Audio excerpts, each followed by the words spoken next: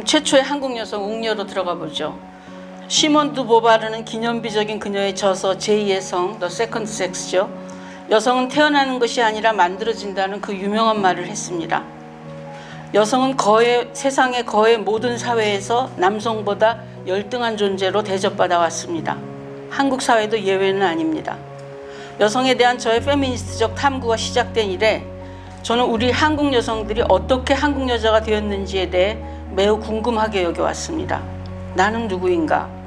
한국 여자라고 불리는 그 여자는 과연 누구인가? 그들은 어떻게 한국 여자가 되었는가? 한국 사회가 한국 여성들을 만들어내는 방법에 대해 오래 의문을 품어온 끝에 저는 한국 여자라는 수수께끼를 풀기 위한 단서를 얻기 위해서는 한국 여자의 기원으로 돌아가야 한다는 것을 깨달았습니다. 그래서 한국 여자에 대한 나의 탐구는 마침내 나를 최초의 한국 여성인 웅녀, 단군 신화회로 안내했습니다. 그러면 삼국유사가 전하는 단군 신화 속으로 들어가 보기로 합니다. 이진현 선생님, 이것 좀 읽어주세요. 이게 단군 신화 전문입니다. 그래서 한 번쯤은 읽어보셔도 좋을 것 같아서 단군 신화 전문을 나왔는데, 옛날에 환인 재석을 이루니 서자 환웅이 있어 항상 천하의 뜻을 두고 인간 세상을 탐했다. 아버지가 아들의 뜻을 알고 삼위 태백을 내려다보매 인간을 널리 이롭게 할 만한지라 천무인 세계를 주어 내려가 세상을 다스리게 하였다. 환웅은 무리 3,000명을 이끌고 태백산 지금의 묘양산 꼭대기 신단수 밑에 내려와 그곳을 신시라 불렀다. 이분이 환웅천왕이다. 그는 풍백 우사 운사를 거느리고 곡식 수명 질병 병별과 선악 등 무릇 인간의 360여 가지 일을 맡아서 인간 세상을 다스리고 교화하였다. 그때 고만 마리와 범한 마리가 같은 굴에 살았는데 항상 신웅에게 사람이 되고 싶다고 빌었다.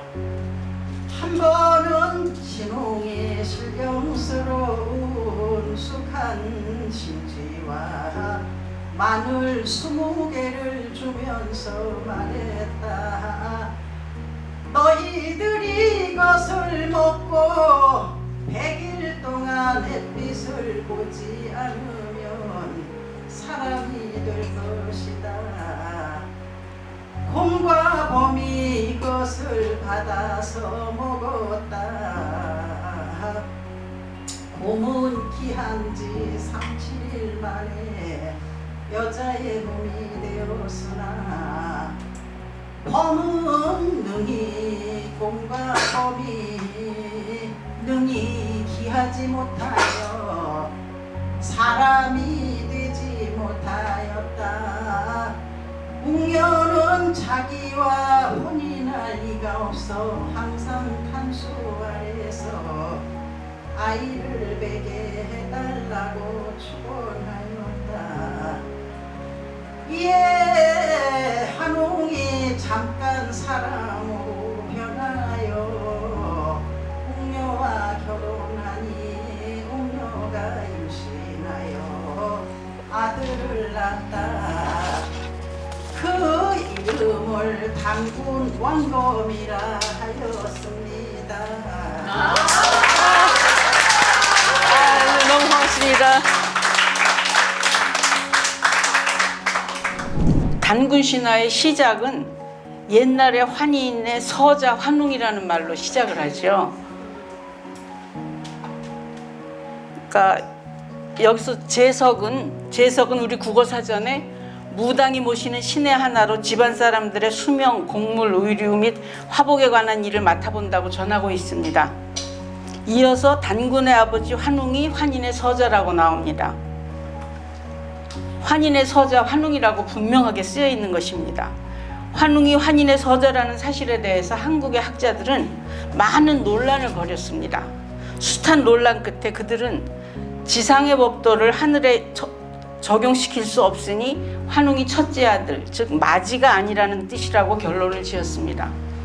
남성학자들은 이들의 결론은 여자인 내게는 마치 손바닥으로 하늘을 가리는 것이라고 느껴졌습니다.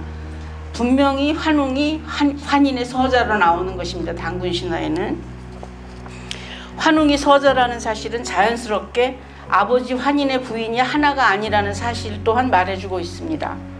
부인이 몇이라고는 나오지 않으나 어쨌든 하나 이상이라는 것은 확실하고 하늘신의 세계에도 일부 다처제의 전통이 자리 잡고 있었다는 것을 우리는 알 수 있습니다. 신화 속의 웅녀는 한국의 가장 오랜 역사서 두 권 중에 한 권인 삼국유사에 처음으로 나타납니다. 삼국유사는 불교가 가장 융성하던 시기인 고려시대 1270년경 일연이라는 이름의 승려에 의해서 쓰여졌습니다. 이건 뭐 다 아시겠죠. 삼국유사보다 약 125년 빠른 1145년에 쓰여진 그 삼국사기는 한국의 가장 오래된 역사서이지만 단군신화를 언급하지 않습니다. 삼국사기에는요. 단군신화를 다루는 또 다른 고사서는 이승유의 제왕운기뿐입니다. 제왕운기는 삼국유사보다 약 17년 늦게 1287년에 편찬되었습니다. 그러나 제왕운기에 기록된 단군신화는 기본적인 면에서 일연의 삼국유사 줄거리를 따르지만 사뭇 다릅니다. 이승유의 제왕운기에는 특히 인간 여자로 변신하는 곰이 없고 대신 하늘에 있는 환인의 손녀딸이 인간 여자가 됩니다. 손녀로 하여금 약을 먹여 사람 되게 하여 단수신과 결혼시켜 아들을 낳게 했다. 이게 이제 제왕운기에 나오는 단군 신화 얘기인데요. 여기서 약은 그녀를 출산할 수 있게 만드는 약을 의미하는 것이 분명합니다. 논리적으로 설명하자면 남편인 환웅과 그의 아내가 된 환인의 손녀딸 사이의 관계는 근친관계입니다. 직접적인 아버지와 딸의 관계는 아닐지라도 최소한 삼촌과 조카 사이인 것만은 확실합니다. 따라서 이승유는 여조상의 동물성을 제거하는 대신에 근친간의 결혼을 만들어낸 것입니다. 이제 곰의 여성으로의 변신을 보겠습니다. 이제 신화의 이부를 할 수 있는 곰이 여성으로 변하는 부분을 살펴보기로 합니다. 하늘신 환웅은 곰과 호랑이에게 신령스러운 쑥한 심지와 마늘 20개를 주고 그것을 먹도록 지시하였습니다. 한국 사람들에게 쑥과 마늘은 둘 다 식용 음식이기도 하고 치료용 약재이기도 했습니다. 민속적으로 쑥은 여성들의 생리불순에 대한 치료약으로 알려져 있습니다. 쑥은 또한 악을 몰아내는 정화 효과도 있는 것으로 믿어지고 있습니다. 한국 사람들은 단오절, 음력 5월 5일이죠. 단오절이면 악이 집안으로 들어오는 것을 막기 위해 대문에 쑥을 걸어놓곤 했다고 합니다. 한편 마늘은 승려들에게 가장 금기시되는 식품 중 하나로 알려져 있습니다. 이건 많이 불교 경전에 따르면 마늘은 성적인 에너지를 강화시키는 것과 연관이 있으며 그렇기 때문에 영적인 수련 과정에 있는 숙녀들은 반드시 피해야 하는 식품이었습니다. 그렇다면 인간이 되기 위한 시련을 앞두고 있는 곰과 호랑이에게 명백하게 성적인 에너지를 강화시키는 것과 관련이 깊은 이 두 가지 특정한 식품을 먹으라고 지시한 이유는 무엇일까요? 나는 그것이 곰과 호랑이를 성적인 존재로 만들기 위해 주어졌다고 생각합니다. 신령한 약초의 도움으로 곰과 호랑이는 짐승의 상태에서 성적인 존재로 탈바꿈할 수 있는 것입니다. 환웅이 곰과 호랑이에게 지시했던 애초의 운동기간은 100일이었습니다. 그럼에도 불구하고 단 37일, 즉 21일 만에 곰은 여자의 몸을 획득합니다. 한국에서 100일과 21일은 둘 다 탄생의례와 관련해 아주 중요한 숫자들입니다. 아들을 낳기 위한 100일 기도는 지금까지도 한국 여성들 사이에 널리 퍼져 있는 의례이며 또한 다양한 민담들이 아들을 낳기 원하는 여성들이 산이나 절, 나무 아래 또는 바위 앞에서 100일 기도를 드리는 이야기를 전하고 있습니다. 또한 아이가 태어나면 3-7일이 아이의 탄생을 축하하는 첫 번째 축일입니다. 21일이 되기까지 아이는 이 세상에 태어난 것으로 간주되지 않습니다. 특별하게 표시된 새끼줄이 무늬에 걸리면 그것은 곧 출산신, 삼신할머니가 임하셨다는 의미이고 다른 사람들의 출입을 금지한다는 의미입니다. 3-7일이 지나면 표시된 새끼줄이 거두어지고 방문자들은 처음으로 아이를 보는 것이 허락됩니다. 즉 21일은 세상에 아이의 탄생을 알리는 기간이 되는 것입니다. 따라서 100일과 21일 모두 한국의 출산 의례와 밀접한 연관이 있으므로 인간이 되기 위한 곰의 시련은 여성의 출산 기능과 관련이 있다고 말할 수 있을 것입니다. 여성 몸을 그러니까 곰이 인간이 된 후에 웅녀는 자기와 혼인할 리가 없어. 인간이 된 다음에 첫 번째 필요로 하는 것이 혼인할 남자였습니다. 없어 항상 단수 아래서 아이를 베게 해달라고 축원하였다. 신화는 그녀의 기도를 들은 후에 환웅이 잠깐 사람으로 변하여 웅녀와 결혼하니 웅녀가 임신하여 아들을 낳았다고 전하고 있습니다. 만약 우리가 현실에서 동물이 인간으로 변하는 것이 불가능하다는 사실을 감안한다면 고대 한민족의 원형적인 마음은 출산하는 여성을 소개하기 위한 도구로 웅녀를 만들어냈다고 할 수 있습니다. 그런 측면에서 보면 전체적 변신의 총 과정이 뒤집어지게 됩니다. 곰이 여자가 된 것이 아니라 거꾸로 한국 여자가 곰이 된 것입니다. 신화는 결혼 직후 웅녀가 임신하여 아들을 낳았다고 말합니다. 아이는 왜 여자아이, 즉 딸이 아니었을까요? 왜 아이는 아들이어야만 했을까요? 아들 선호의 이유는 너무도 분명합니다. 아이는 혈통제 가계의 대를 이어야 하기 때문에 반드시 아들이어야만 했을 것입니다. 따라서 우리는 신화가 형성되었던 고대 한국 사회에 이미 혈통적 가부장제 질서와 남아 선호가 확립되었음을 유추할 수 있습니다. 다음은 실패한 호랑이, 또 다른 여자 이야기입니다. 처음에는 똑같이 짐승의 상태를 공유하고 똑같이 인간이 되기를 바라는 두 마리의 동물이 있었습니다. 그러면 왜 하나는 곰이고 다른 하나는 호랑이였을까요? 둘 중에 오직 하나 곰만이 인간이 되는데 성공하는 반면 다른 동물 호랑이는 실패합니다. 왜 그 둘은 같은 종류가 아니었을까요? 왜 두 마리의 곰이나 또는 두 마리의 호랑이가 아니었을까요? 한국인들에게 호랑이는 가장 많은 숭배를 받는 동물입니다.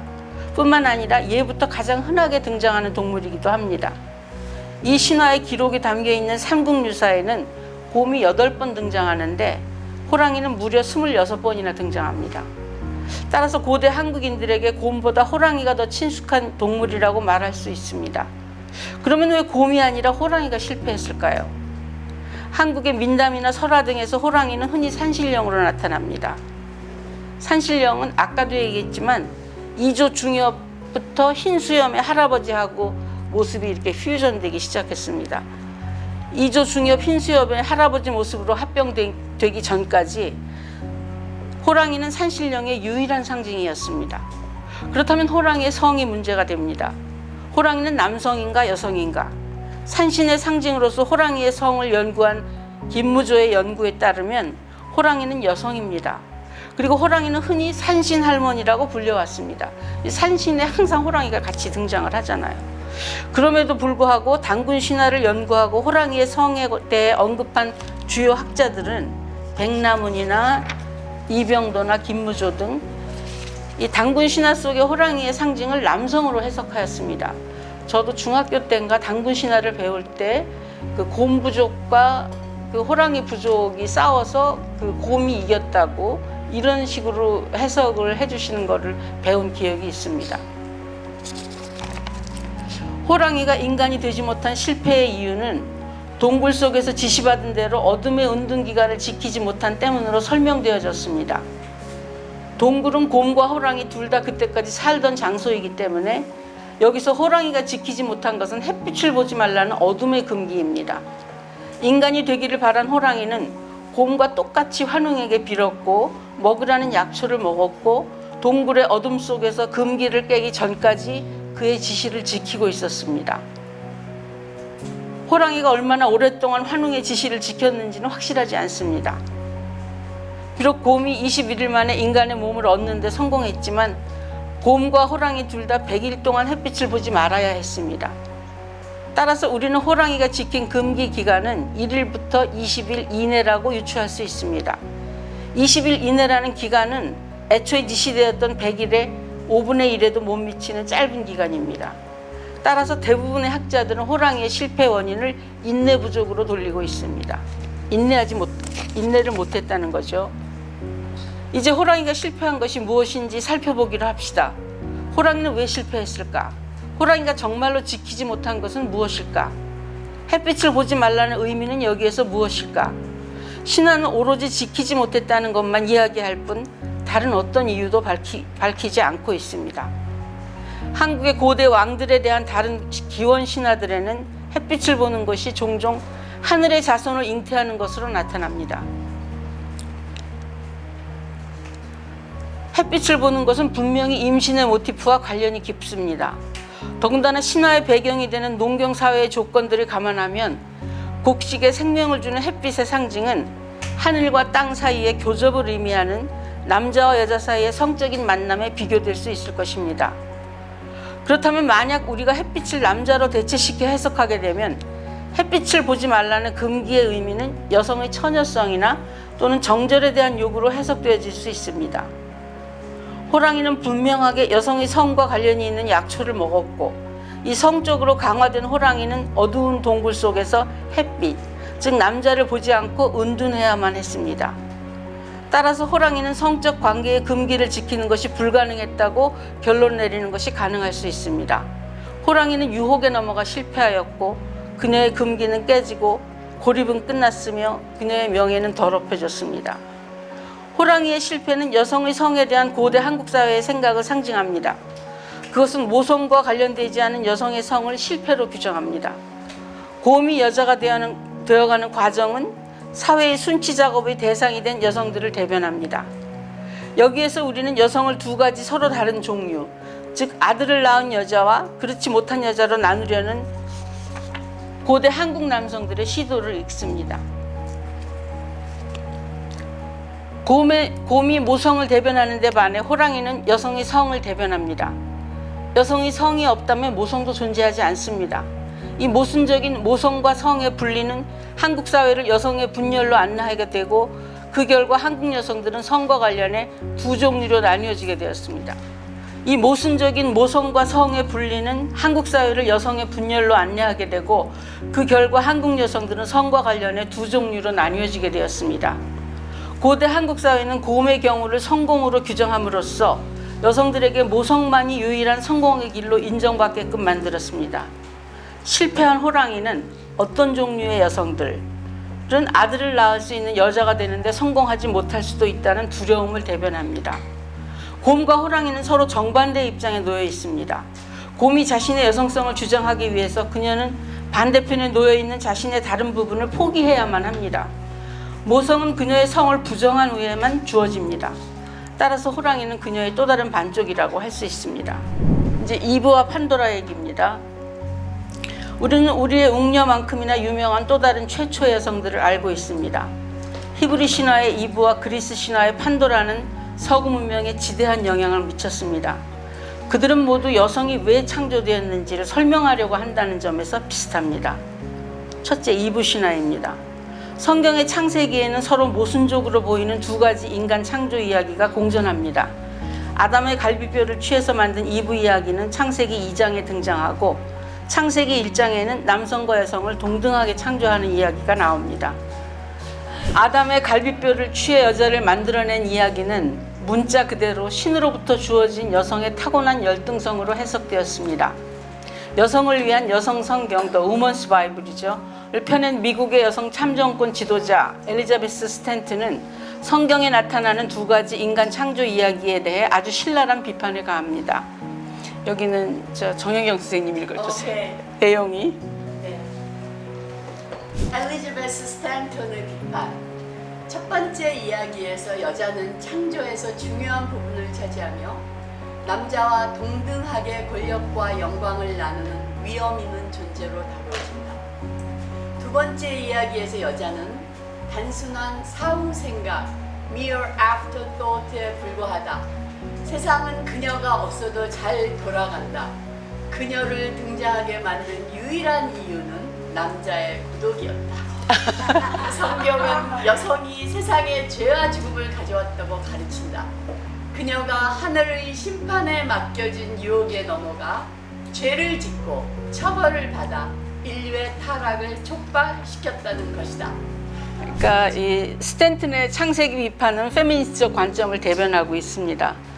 창세기에는 출산의 힘이 여자의 자궁을 열어 남자의 씨앗으로 축복을 주는 하나님으로부터 나온다고 분명하게 규정하고 있습니다. 마치 산파처럼 하나님은 남자의 자궁을 열어 여자의 몸을 취한 뒤에 그곳을 살로 메워놓습니다. 흙으로 빚어서 하나님의 숨을 불어넣어 창조된 아담의 경우와 비교해보면 이브 창조 이야기에서는 남자가 어머니가 되는 것입니다. 이브를 낳은 이가 아담이라는 사실만 제외하면 이브의 탄생은 인간의 출산과 매우 유사합니다. 그렇게 남자에게 전이되었던 출산의 권능은 뱀의 유혹에 넘어간 이브가 금지된 선악과를 아담에게 내밀은 후에 이제는 처벌의 형태로 이브에게로 다시 돌아옵니다. 최우혁 쌤 오셨어요? 다음에 창세기 3장 좀 읽어주세요. 그리고 여자에게는 이렇게 말씀하셨다. 너는 아기를 낳을 때 몹시 고생하리라. 고생하지 않고는 아기를 낳지 못하리라. 남편을 마음대로 주무르고 싶겠지만 도리어 남편의 손아귀에 들리라. 그리고 아담에게는 이렇게 말씀하셨다. 너는 아내의 말에 넘어가 따먹지 말라고 내가 일찍이 일러둔 나무 열매를 따먹었으니 땅 또한 너 때문에 저주를 받으리라. 너는 죽도록 고생해야 먹고 살리라. 예, 성별 노동의 분화가 선포되었습니다. 남자는 가장이며 노동하는 사람이 되고 여자는 아이를 낳고 기르는 사람이 된 것입니다. 이 뚜렷한 성별 역할의 구분으로 인해 실제적으로 선포된 것은 사실상 남자가 여자를 지배한다는 성별 지배에 있습니다. 이브는 그녀의 치명적인 호기심 때문에 여성 섹슈얼리티의 자연스러운 결과물인 출산 능력을 고통과 괴로움을 동반한 처벌의 형태로 부여받습니다. 인류의 에덴 동산 추방 이야기에서 여성의 섹슈얼리티는 인간의 취약점으로 또 악의 근원으로 지목당하고 그 이야기는 그대로 엄청나게 상징적 힘을 발휘하게 되었습니다. 다음 슬라이드를 보세요. 성경에서는 빠졌지만 아담의 첫 부인 릴리스라는 존재가 외경에는 존재합니다.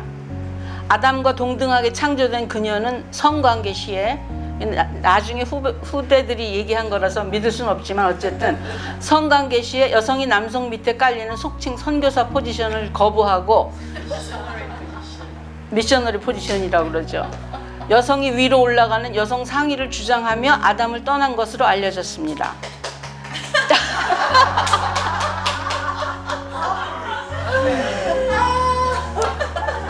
유대 신화에 등장하는 인류 최초의 여자 릴리스는 아담에게 복종하지 않고 신으로부터 도망쳐서 벌을 받게 되었다고 합니다. 그 벌이란 다름이 아니라 죽을 운명을 타고난 아이를 낳고 살아있는 동안에 남자를 유혹하는 음탕한 여자이자 끔찍한 유아 살해범이라 불리우며 사람들이 살지 않는 외딴 곳에서 살아야 한다는 것입니다. 그리하여 릴리스는 임산부와 임신부와 산모에게 해를 입히고 아이를 훔쳐가거나 죽이는 마녀가 되고 말았습니다. 요즘 시각으로 보면 아담과 동등하다고 주장하며 낙원을 떠난 릴리스는 페미니즘의 깃발을 든 최초의 여성으로 여겨집니다. 그녀는 또한 가부장제 사회에서 악마와 통정하고 그의 연인이 되어 악마의 자식들을 퍼뜨리는 악의 화신이 되었습니다. 반면 이브는 남편인 아담의 종속적이고 순종적으로 가부장제 사회가 여성에게 요구하는 덕목을 갖추고 있었습니다. 이제 판도라 신화입니다. 기원전 8세기경의 그리스 시인인 헤시오도스의 서사시 신들의 기원 그리고 노동과 하루하루에는 여성의 창조와 관련된 이야기가 나옵니다. 헤시오도스는 기원전 7세기경 이 책을 썼는데 그리스인들은 인간 여자의 창조 이야기만 있고 남자의 창조 이야기는 갖고 있지 않습니다. 헤시오도스에 따르면 여자는 하늘의 불을 프로메테우스가 하늘의 불을 훔쳐다가 인간에게 주잖아요. 그러니까 하늘의 불을 훔쳐다가 인간에게 준 프로메테우스에 대한 보복으로 신들의 아버지인 제우스의 명령으로 창조되었습니다. 옥보견쌤 여기 읽어주세요. 이야 페토스의 아들아, 너보다 재주 있는 이는 아무도 없다. 너는 너와 그 뒤를 이을 후손들에게 저주가 될 불을 훔쳐 나를 속이고 크게 기뻐하고 있구나. 불을 훔친 대가는 모든 남자들의 가슴을 매혹시키고 그들 자신의 파멸을 이끌어왔도록 만드는 악의 선물이 될 것이다. 이렇게 말하고 신들의 아버지와 남자들은 복수를 터뜨렸다. 그리고 그는 불, 대장공의 신으로 널리 알려진 헤파이스토스에게 불과 불을 섞어 사랑스러운 천연의 기술라고 명함했다. 아테나에게는 그녀의 기술과 복잡한 직분자리를 가르치고 아프로디테에게는 처녀의 머릿속을 우아함과 찌르는 듯한 욕망 그리고 신경을 갉아먹는 열정으로 채워넣으라고 명령했다. 그리고 그는 헤르메스에게 암캐 같은 마음과 도둑 같은 본성, 이거를 여자라고 생각을 했던 거예요. 그리스 사람들은 암캐 같은 마음과 도둑 같은 본성을 그녀에게 집어넣으라고 명령했습니다. 그 다음 신들은 그녀에게 목소리를 주고 올림포스에 사는 모든 신들이 그녀에게 선물, 피땀 흘려 일하는 남자들에게 재앙이 되는 선물이죠. 을 주었기 때문에 그녀를 판도라라고 부르라고 알렸습니다. 판도라가 선물이라는 뜻이라고 그러더라고요. 판도라 이야기를 쓴 헤시오도스는 여성에 대한 혐오를 적나라하게 보여줬고 그것은 고대 그리스 사회를 관통하며 고질적인 특성이 되었습니다. 헤시오도스의 판도라 이야기는 그리스 청소년 교육의 일부가 되었고 그로 인해 많은 젊은이들에게 여성에 대한 편견을 형성하게 되었습니다. 빨리 왔더니 벌써 결론이네요. 결론 부분입니다. 단군 신화에 나타난 한국 여성의 현실. 단군 신화를 통해 존재하게 된 한국 여성의 현실은 유쾌한 것은 아니었습니다. 왜냐하면 많은 사회인류학자들이 너무나도 잘 알고 있듯이 신화는 특정한 관습과 태도를 설명하고 정당화시키는 기능이 있기 때문입니다. 단군 신화의 웅녀 이야기를 통해 각인되고 확립된 한국판 성차별주의는 다음의 세 가지로 요약될 수 있을 것입니다. 첫째, 남존여비 사상이죠. 여성에 대한 남성의 우월성이 남성 3대의 타고난 신성으로 인정되고 정당화되었습니다. 우주론적인 용어로 하늘은, 양은 땅, 음을 지배하고 그에 상응하여 남자는 여자에 대한 지배력을 갖습니다. 이러한 명백한 위계 질서는 유교적 남존여비 전통에 잘 나타나 있습니다. 남자는 고귀하고 여자는 비천하다는 의미의 남존여비 전통은 한국의 역사를 통틀어 가장 강력한 사고방식이었으며 지금도 흔히 들을 수 있는 익숙한 소리입니다. 둘째, 삼종지도죠. 여성을 남성 3대, 아버지, 남편, 아들의 수직적 관계 속에 위치시킴으로 인해서 가부장적 혈통제에 대한 여성들의 복종이 완성되었습니다. 여자는 그 자신의 전통이 없이 혼자입니다. 반면 남성들은 환인, 환웅, 단군 등 남성의 혈통만이 보여지면서 그녀는 시아버지와 남편 그리고 아들 등 남성 3대를 향해 아무도 없이 오로지 혼자일 뿐입니다. 가부장적 혈통제에 대한 여성의 복종은 그녀를 집안의 얽매이게 만들었을 뿐만 아니라 복종의 통치 또한 가능하게 만들었습니다. 그녀는 그녀보다 우월한 남자들에게 복종해야만 합니다. 결혼하지 않았을 때는 아버지에게, 결혼했을 때는 남편에게, 남편이 죽고 난 다음에는 아들에게. 여성의 이 평생 동안의 복종은 나중에 삼종지도라는 유교 덕목으로 요약됩니다. 셋째, 일부다처제죠. 한 남자, 환웅과 두 여자, 웅녀와 호랑이를 함께 위치시킴으로 인해 일부다처제의 전통이 자리 잡고 정당화되었습니다. 일부다처제의 관계는 하늘에도 역시 적용되어 환웅은 환인의 서자로 등장합니다. 따라서 인간들의 일부다처제 관습이 신들의 행동에 의해 정당화되고 허용됩니다. 게다가 이 익숙한 일부다처적 관계는 여성들 간의 분열로 결과했습니다. 여성의 몸은 원시 인류에게 비밀을 담고 있는 현장으로서 답을 알 수 없는 의문을 던집니다. 생명은 어디로부터 오는 것인가? 새 생명의 전달자이며 동시에 기적과도 같은 변신, 임신과 출산의 주체로서 여성의 몸은 남성에게 문제가 되었습니다. 그래서 그들은 성인으로 입문하는 중요한 시기에 초점을 맞추고 필사적인 남성판 인간 창조 이야기를 만들어냅니다.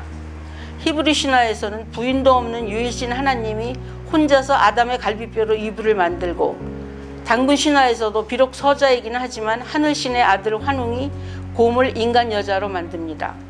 그리스 신화에서도 신들의 왕 제우스가 아내가 아니라 자식들과 같이 암캐 같은 마음과 도둑 같은 본성을 지닌 아름다운 악 판도라를 만듭니다.